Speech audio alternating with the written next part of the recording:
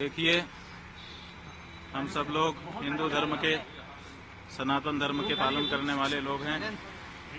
हमारे यहाँ पुण्य पाप की भावना बताई गई है। सबसे बड़े पाप गौ घात आदि बताए गए हैं, लेकिन उससे भी बड़ा घात विश्वासघात बताया गया है।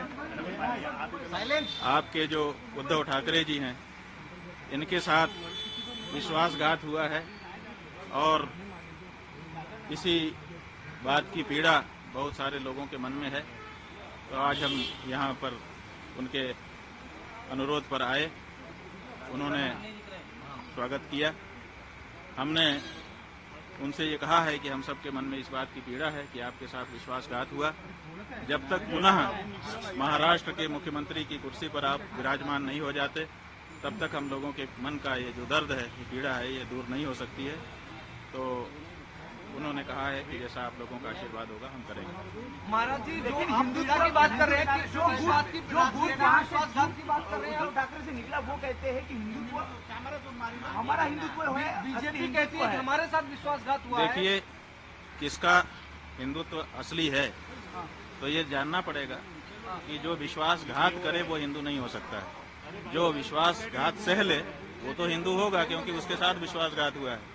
तो जिन लोगों ने विश्वासघात किया वो कैसे हिंदू हो सकते हैं? नहीं, बीजेपी का कहना है कि पहले उद्धव ठाकरे ने बाकी लोगों के साथ मिलकर उनके साथ विश्वासघात किया और यही वजह है कि बाद में उत्तराधिकारी आपको बोलते हैं हम हैं, उनके विचारों के उत्तराधिकारी है। उद्धव जी बोलते हैं हम हैं विचारों के उत्तराधिकारी। भाई, हम कह रहे हैं कि उद्धव ठाकरे जी के साथ विश्वासघात हुआ है।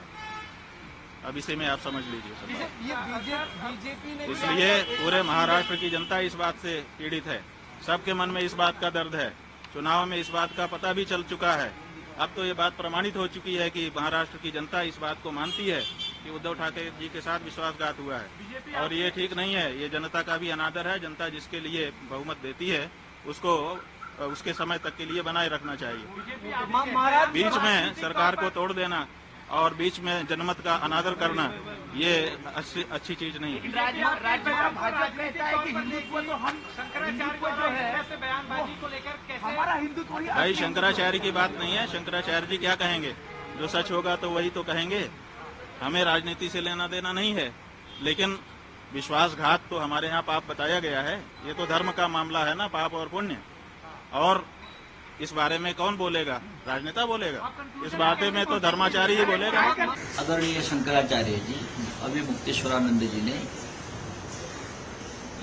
उनका मुंबई में कार्यक्रम था, एक कार्यक्रम को आए थे।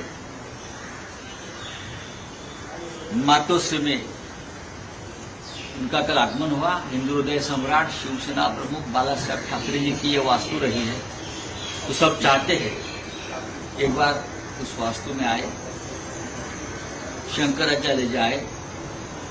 हिंदू परंपरा रीति रिवाज के अनुसार उनका मातोश्री में कल स्वागत, पूजा अर्चा सब कुछ किया है। हमने पूरे मातोश्री को हमने फूलों से सजाया था शंकराचार्य जी के स्वागत में।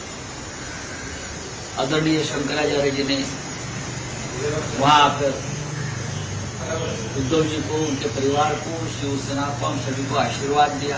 हम उनके आभारी हैं। उनसे बातचीत के बाद शंकराचार्य जी ने कहा कि उद्धव ठाकरे जी के साथ विश्वासघात हुआ